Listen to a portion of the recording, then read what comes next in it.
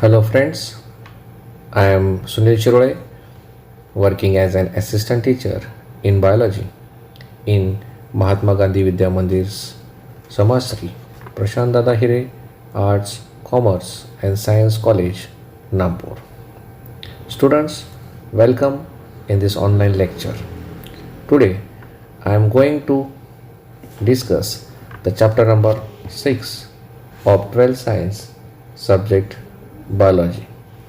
Before going to start this chapter, we should know the portion of this chapter which is reduced due to COVID-19 for this academic year 2020-21 due to Corona COVID-19. Now, in this slide, we are having two parts, evaluative portion and non-evaluative portion. Evaluative portion means these are the topics which we have to study in this academic year, and non-evaluative portion means these are the topics which we have to not study in this academic year. In this chapter, there are total 13 topics. Out of 13 topics, only 3 topics we have to study in this year, and remaining 10 topics they are being reduced for this academic year 2020 and 21. Observe the slide carefully. Now let us move towards our chapter, that is plant water relation. In this chapter we have to study the relation between plant and water. Now plant water relation is concerned how plants control the hydration of their cells, including the collection of water from soil, its transport within the plant, and its loss by evaporation from the leaves. As we all of you know that plant obtains the variety of substances like water, mineral, nutrients, food, gaseous like oxygen and carbon dioxide from its surroundings, and the productivity in plants is mainly affected by the non-availability of water. So the water is considered as an elixir of life. Now elixir of life means it is a very important natural resource which is required for every activity due to its importance in the life of living organism. So water is called as an elixir of life. Now this water, it constitutes almost 90 to 95% of most of the plant cells and tissue, and water helps to maintain the turgidity and shape. And the next topic, that is topic number 6.1, that is properties of water. Now we have to study the properties of water one by one. The first property, that is water is in the liquid form at room temperature, and water is the base solvent for most of the solute.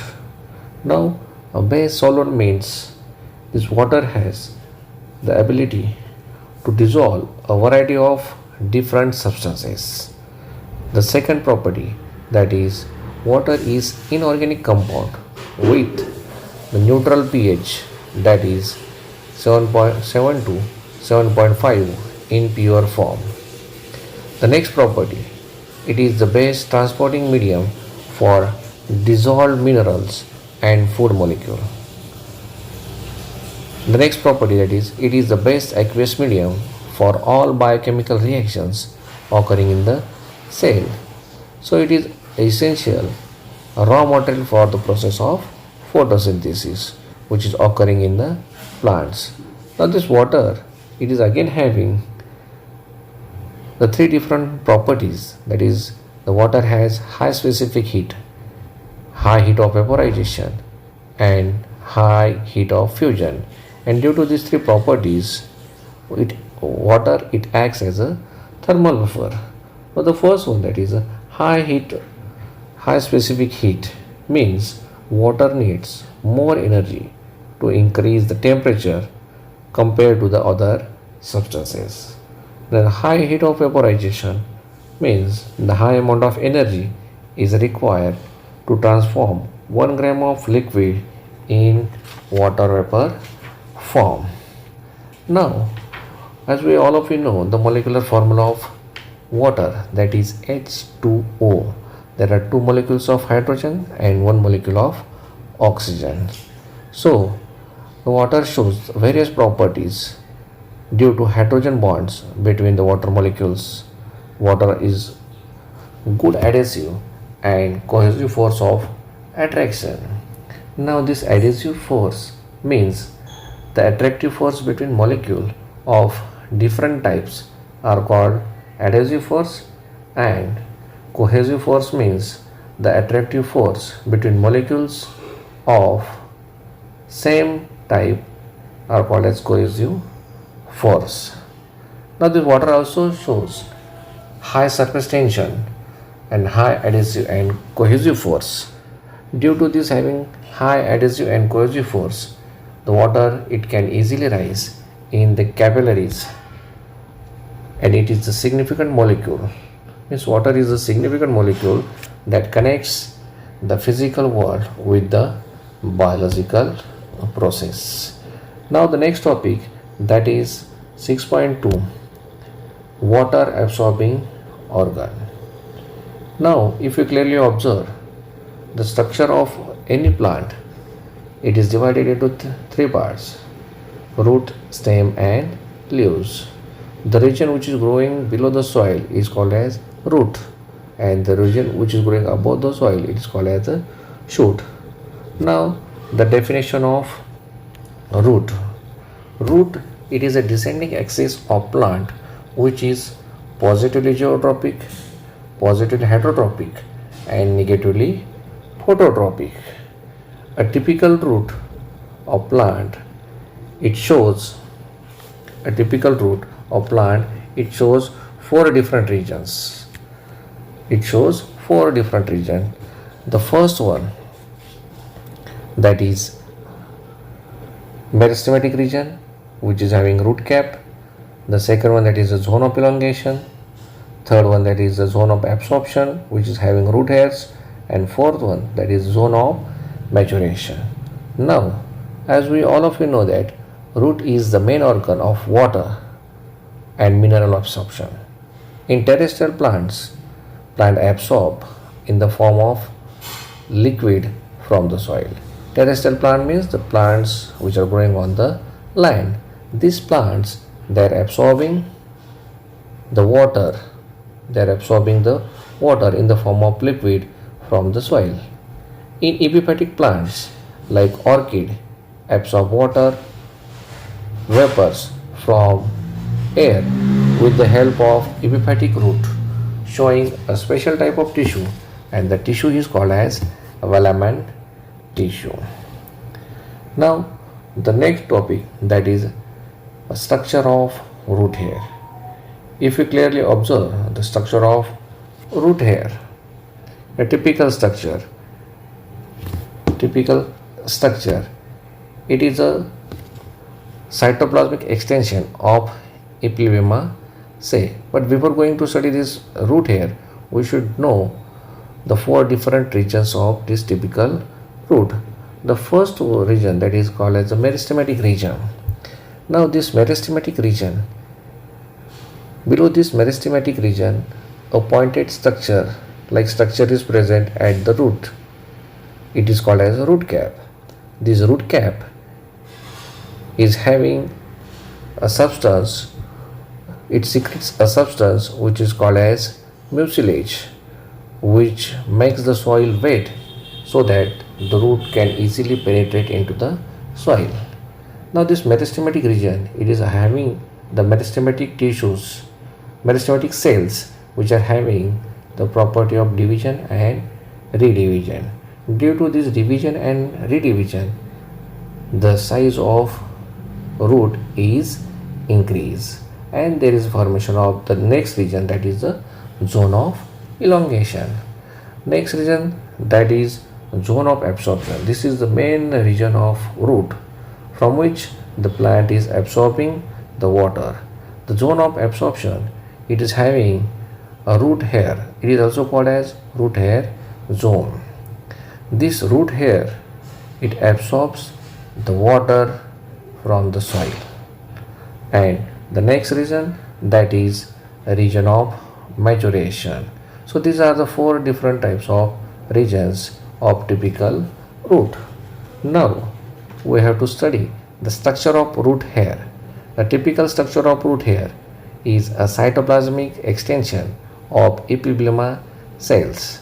The length of this root hair is approximately 1 to 10 millimeter long, and its structure is tube-like.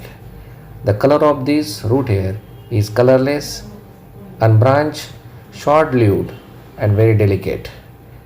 This root structure of root hair, it is having a large central vacuole which is surrounded by thin film of cytoplasm, plasma membrane, and thin cell wall. If you clearly observe the figure of structure of root hair, you will observe that the cytoplasm is present, plasma membrane is also present. Now this cell is made up of two layers. The cell wall of root hair, it is made up from two layers. The outer layer is made up of pectin and the inner layer is made up of cellulose.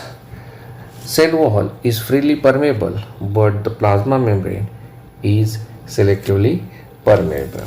Now permeable means it allows all type of substances to pass, and selectively permeable means it allows certain molecules to enter or exit from the cell. Now the next topic, that is topic number 6.3, water available to roots for absorption. Now water available for roots for absorption. Now as we know, plant absorbs water from the rhizosphere. Rhizosphere means this is the microenvironment which is present around the root, and the water present in the soil, it occurs in different forms. It may be gravitational water, hygroscopic water, combined water, and capillary water. Now the first type of water, that is gravitational water. Gravitational water means the water which percolates deep due to the gravity in the soil is called as gravitational water. As we know the gravitational force, the example is any object, if we throw in the sky, it will come down to the earth. In the same way, if we pour water to any plant, the water will be penetrate, or it will be pass, it will be percolate deep by the law of gravity, and this type of water will be not available for water for absorption. Now the next water, that is hygroscopic water. The water which is absorbed and held by fine soil particles called as hygroscopic water, and this type of water also cannot absorb by the root, so it is not available for the plant. The next type, that is combined water. The water which is present in the form of hydrated oxides of silicon and aluminum, etc., is called as combined water, and it is also not available to plants for absorption, and this type of water is called as combined water. And the last but not least, that is the capillary water. The water which holds in pores present between the neighboring soil particles.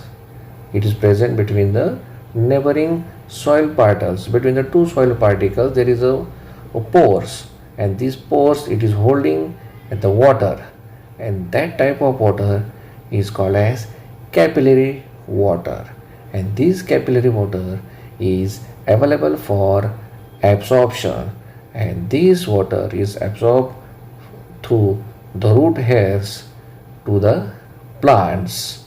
So in this way we have studied the three topics, that are topic number 6.1, 6.2 and 6.3 properties of water. Then the next one, that is the water absorbing organ, root, and the last one, that is the water available to roots for absorption. Thank you very much.